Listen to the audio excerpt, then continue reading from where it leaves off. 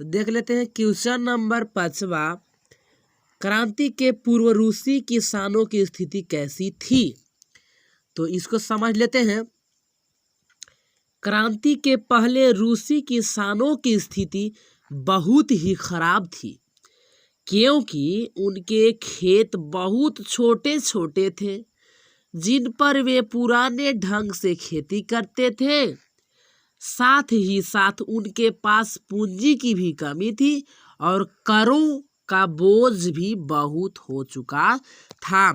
यानी कहने का मतलब है कि क्रांति के पहले अगर बात करा जाए तो रूसी किसानों की स्थिति बहुत खराब थी। ऐसा इसलिए था क्योंकि उनके जो खेत होते थे बहुत छोटे छोटे होते हैं, और साथ ही साथ खेत छोटे छोटे होता था वो तो बात ही बात, और उसके साथ साथ पुराना तरीका से पुराने ढंग से खेती करा जाता था, इसलिए उत्पादन कम होता था। और साथ ही साथ उन लोगों के पास पूंजी नहीं था, और इसके बाद भी बेचारे के कर बहुत देने पड़ता था, यानी कि टैक्स बहुत ही देने पड़ता था। तो इसलिए मतलब बहुत ही दयनीय स्थिति कहा जा सकता है।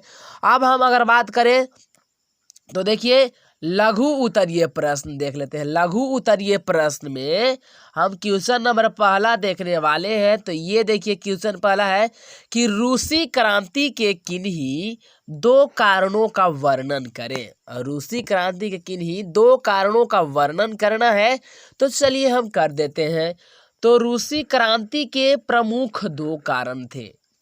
पहला की अगर बात करा जाए तो सामाजिक विषमता। सामाजिक मीन्स समाज, विषमता मीन्स मतलब अपने में मतभेद। तो देखिए इसको हम समझेंगे। रूसी समाज दो वर्गों में बटा हुआ था। पहले वर्ग में अमीर लोग शामिल थे और दूसरे वर्ग में गरीब लोग शामिल थे, जिसके कारण लोगों में आक्रोश था। जैसे हुआ क्या कि जैसे गरीबी के हिसाब से यहाँ पे बांट दिया गया था कि भाई दो गो समाज रहेगा, दो गो वर्ग रहेगा। पहला वर्ग जो होगा ओकरा में अमीर लोग रहेंगे और दूसर का जो वर्ग होगा ओकरा में गरीब लोग शामिल रहेंगे।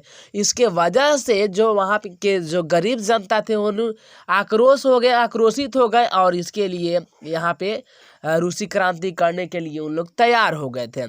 दूसरा का अगर बात करा जाए तो जार की निरंकुश था। जार मीन्स राजा, रूस के सम्राट को जार कहा जाता है, और निरंकुश मीन्स जिस पर अंकुश नहीं लगाया जाए, यानी कि जनता कुछ भी बोल नहीं सकता है।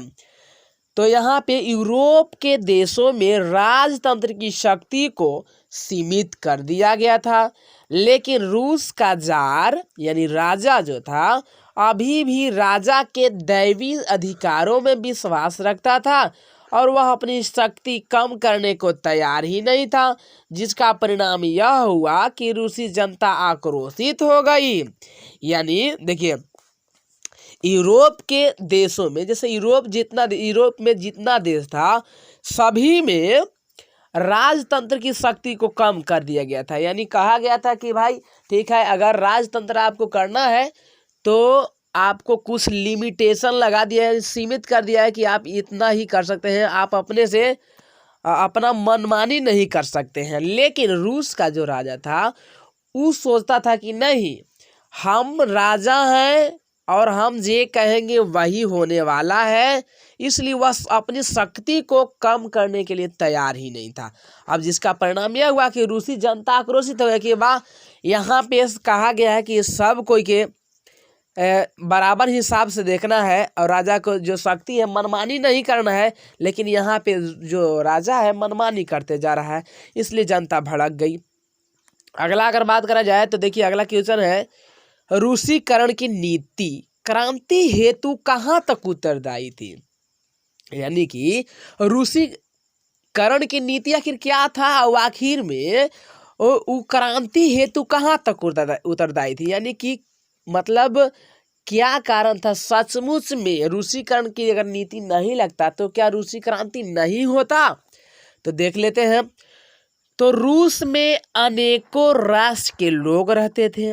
यहाँ स्लाव जाति के अलावे, जैसे स्लाव जाति के तो लोग रहबे करते थे, उनके अलावे अलावे फिन, पोल, जर्मन, यहूदी आदि जातियों के लोग तो रहते ही थे, साथ ही इनका भाषा, रस्म रिवाज भी अलग थे। कहने का मतलब देखिए हुआ क्या कि जो रूस में जो थे मतलब बहुते देश के लोग रहते थे, अनेक देशों के लोग रहते थे, साथ ही साथ अस्लाव जाति के लोग रहते थे। अस्लाव जाति के अलावे वहाँ पे कौन कौन जाति के लोग रहते थे? तो फिन, पोल, जर्मन, यहूदी जैसे बहुत सारे जातियों के लोग रहते थे। ठीक है, तो अब उन लोग का कहना था कि भाई अब हमनी जाति है तो जो जाति के रहेगा वही ना धर्म मानेगा। लेकिन और साथ ही साथ भाषा भी उन लोग के अलग था और रस्म रिवाज भी अलग अलग था। ठीक है, अब ऐसी स्थिति आने के चलते रूस में जार निकोलस द्वितीय ने रूस में क्या किया? जार निकोलस द्वितीय जो था उसने इन लोगों पर जबरदस्ती रूसी भाषा, शिक्षा और संस्कृति लादने का प्रयास किया। इससे अल्पसंख्यकों में हलचल मच गई और जार के इस नीति का सभी अल्पसंख्यकों ने खुलकर विरोध किया। इस प्रकार कहा जा सकता है कि रूसीकरण की नीति क्रांति हेतु बहुत हद तक उत्तरदायी थी। यानी कि कहने का मतलब देखिए अब हुआ क्या कि पहले तो वहाँ बहुत सारे रूस में बहुत सारे जाति के बहुत सारे धर्म के लोग रहते थे और भाषा, रस्म रिवाज ये सब भी अलग अलग था। लेकिन जार निकोलस द्वितीय का मानना था, वो उसका का नाम था कि हम चाहे किसी भी देश के रहो, बस रूस के भाषा बोलना है, रूस के जो संस्कृति है उसी को मानना है, वही शिक्षा ग्रहण करना है। यानी कि जबरदस्ती लादने का प्रयास किया। अब हुआ क्या कि अल्पसंख्यकों में हलचल मच गया। अब भाई बहुत सारे लोग थे, तब उन लोग सोचे कि ऐसे कैसे चलेगा, मनमानी तो नहीं चलेगा। ठीक है, तो हलचल मच गया अल्पसंख्यकों में। ठीक है, अल्प मीन्स मतलब कम संख्या, मतलब देखिए जाति तो अलग अलग थे, तो कोई कोई जो जाति थे बहुत कम जाति भी थे यहाँ पे, तो हलचल मच गई। और जार की इस नीति जो नियम लगाया रूस के सम्राट जार निकोलस द्वितीय, तो सभी अल्पसंख्यकों ने खुलकर विरोध किया। जो छोटे छोटे जो थोड़ा जो जाति के लोग थे उन लोग खुलकर विरोध किया कि नहीं ऐसे कैसे चलेगा। इस प्रकार कहा जा सकता है कि रूसीकरण की नीति क्रांति हेतु बहुत हद तक उत्तरदायी थी। सही बात है, अगर ऐसा नहीं होता, रूसीकरण में नीति इस प्रकार से नहीं लगता, तो शायद चांस कम था कि यहाँ पे क्रांति हो पाता। अब अगर बात करें तीसरा क्वेश्चन के, तो देखिए तीसरा क्वेश्चन कह रहा है कि साम्यवाद एक नई आर्थिक एवं सामाजिक व्यवस्था थी कैसे। तो बहुत सिंपल है, देखिए आपको समझना है, बहुत बढ़िया समझिए।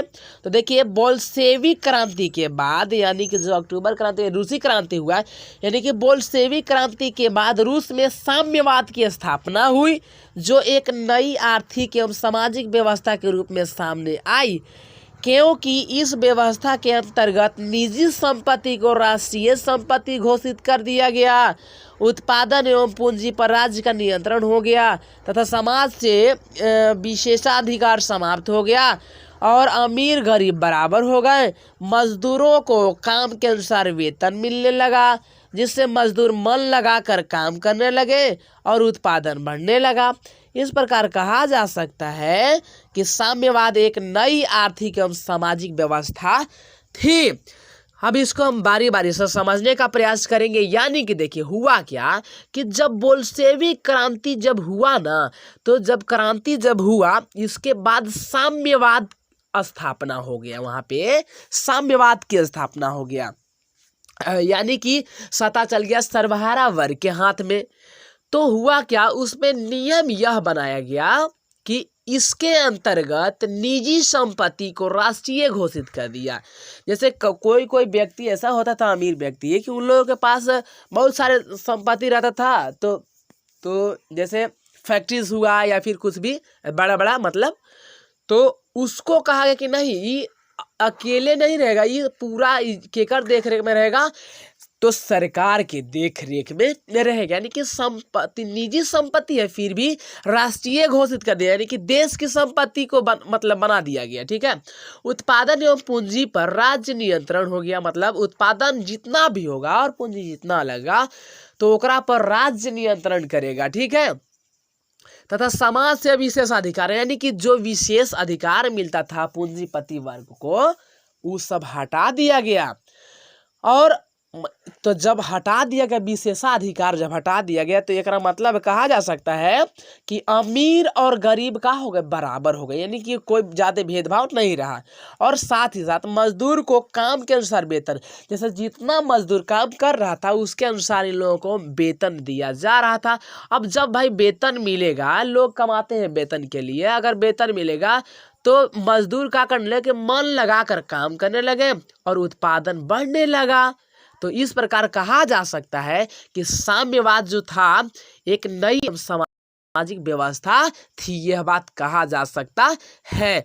अगला अगर बात करें हम क्वेश्चन के, तो देखिए अगला क्वेश्चन है कि नई आर्थिक नीति मार्क्सवादी सिद्धांत के साथ समझौता था कैसे। यानी कि जो देखिए नई आर्थिक नीति जो था आखिर मार्क्सवादी सिद्धांतों के साथ समझौता था, तो कैसे था, आखिर क्या समझौता था, इसको अगर बात करा जाए तो देखिए बोल्शेवी क्रांति के बाद रूस में लेनिन ने मार्क्सवादी सिद्धांत के अनुसार आर्थिक व्यवस्था लागू कर दिया था। यहाँ पे जो तीसरा क्वेश्चन हम लोग पढ़े, तो जो नई आर्थिक नीति जो था वो लागू किया केकर हिसाब से, तो मार्क्सवादी सिद्धांत के अनुसार। ठीक है, लेकिन जनता इसके लिए पहले से तैयार नहीं थी। किसानों ने जबरदस्ती वसूली के भय से अपना अनाज सरकार को न देकर उसे जला देना ही बेहतर समझने लगे। इसको ठीक करने के लिए लेनिन ने नई आर्थिक नीति लागू किया। इस नीति में किसानों से अनाज के बदले एक निश्चित कर लगाया गया। यानी कहने का मतलब देखिए पहले जो नई आर्थिक नीति लागू हुआ था कार्ल मार्क्स के सिद्धांत के अनुसार, तो हुआ क्या ना कि वो उससे जनता खुश नहीं था। ऐसे देखिए लेनिन जो था बहुत बढ़िया आदमी था, इसका मानना था कि जनता खुश रहे। ठीक है, किसी भी कीमत पर जनता को क्या होना है, खुश होना है, खुश रहना है। तो अब यहाँ पे नियम लागू किया था, लेकिन कुछ देखिए थोड़ा बहुत कमी तो रह ही जाता है, तो कमी हो गया था, तो इसीलिए अब सुधार करता है। ठीक है, जैसे ओकरा में क्या था कि किसान से जितना भी किसान के पास अनाज होगा तो अनाज को क्या किया जाएगा, सरकार ले लेगा। ठीक है, लेकिन अब हुआ कि जबरदस्ती किसानों से मतलब वसूल करा जा रहा था। तो क्या किया किसान जबरदस्ती वसूली के भय से अपना अनाज सरकार को न देकर उसे जलाना बेहतर समझने लगे। कहा कि देखिए हम जला देंगे लेकिन सरकार को तो नहीं देंगे। ठीक है, अब इसको ठीक करने के लिए देखा लेनिन कि हम जनता को खुश करने के लिए कर रहे थे और जनता हमारा से नाराज हो गई, तो दिक्कत परेशानी की बात, इसलिए नई आर्थिक नीति यानी कि जो आर्थिक नीति था उसमें थोड़ा सा बदलाव किया। वो कहा गया कि देखिए भाई अनाज के बदले अनाज हम नहीं लेंगे, लेकिन अनाज के बदले हम टैक्स लेंगे। ठीक है, तथा 20 मजदूरों को रखकर कोई भी निजी कारखाना चला सकता है। जैसे हुआ क्या, कहा गया कि देखिए अगर मान के चलिए कि 20 गो व्यक्ति है, ठीक है, 20 गो आपके पास मजदूर हो गए, तो आप एगो कंपनी माने एगो फैक्ट्री चला सकते हैं, इसके लिए मान्यता मिल गया। ठीक है, इसलिए कहा जा सकता है कि कई नए बदलावों से बनी यह नई आर्थिक नीति जो है मार्क्सवादी सिद्धांत के अनुसार लागू की गई आर्थिक व्यवस्था के साथ समझौता ही था। जैसे देखिए जो मार्क्सवादी सिद्धांत के अनुसार हुआ था ना, तो देखिए बदलाव हुआ क्योंकि जनता खुश नहीं रहा, तो इसके वजह से बदलाव किया गया। तो कहा जा सकता है कि मार्क्सवादी सिद्धांत के अनुसार लागू की गई जो आर्थिक व्यवस्था था उसके साथ ही समझौता ही था। अगला अगर क्वेश्चन की बात करें, 5वां क्वेश्चन की बात करें, तो देखिए इस प्रकार से है कि प्रथम विश्व युद्ध में रूस की पराजय ने क्रांति हेतु मार्ग प्रशस्त किया, तो कैसे। तो देखिए इसमें है कि 1905 ईस्वी के युद्ध हुआ था रूस और जापान के बीच में। इसको हम जारू कह सकते हैं, जा से जापान और रू से रूस से। यानी कि 1905 ईस्वी के युद्ध में, यानी कि युद्ध केकरा बीच में होता है, तो जारू, यानी कि जा से जापान और रू से रूस में होता है। यानी कि रूस जापान के बीच में कब हुआ, तो 1905 ईस्वी में युद्ध हुआ। तो जब रूस बुरी तरह हार गया, फिर भी जार इसे छुपाना चाहा। जार जैसे वहाँ के जो राजा था, हार तो गया था, जापान से हार गया था, लेकिन यहाँ के राजा जो था, ये सोचा ना कि जनता को इसकी पता नहीं करेंगे, कि ना तो जनता जान जाएगी तो बड़ा मतलब दिक्कत हो जाएगा। लेकिन जनता को इसकी खबर मिलते ही वे सोचने लगे कि रूस एशिया के एक छोटे देश जापान से हार गया। इसके बाद खूनी रविवार का घटना, जैसे देखिए हुआ क्या ना, जैसे लोग कहते हैं क्या, जैसे देखे मोटा ताजा रहेंगे और भाजेंगे बहुत है, ठीक है, और एगो छोटे गो आदमी से अगर पटका जाएंगे, पिटा जाएंगे, तो ना आदमी हंसी लगाएगा। तो उसी प्रकार से कि रूस इतना बड़का और एगो छोटे गो देश जापान से हार गया, तो वहाँ के जनता अपन राजा से लड़ने के लिए तैयार हो क्या। जब छोटे को देश जब इसको हरा सकता है, तो इसको तो हम भी आराम से हरा सकते हैं। और साथ ही साथ इसके बाद तुरंत वो घटना घट गया, खूनी रविवार, ठीक है, खूनी रविवार का घटना घट गया, जिससे जनता में काफी आक्रोश आ गया।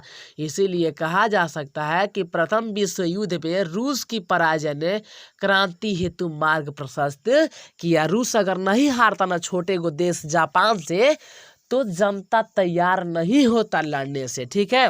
तो इस प्रकार आप समझ गए होंगे। तो अब हम दीर्घ उतरिए अगला वीडियो में देखेंगे। और यदि आपको वीडियो अच्छा लगता होगा तो वीडियो को लाइक करिएगा, चैनल को सब्सक्राइब करिएगा। और अगर PDF चाहिए तो आप हमें व्हाट्सएप नंबर पे व्हाट्सएप करके PDF आप ले सकते हैं। मिलते हैं अगले वीडियो में, तब तक के लिए टेक केयर दोस्तों, बाय बाय।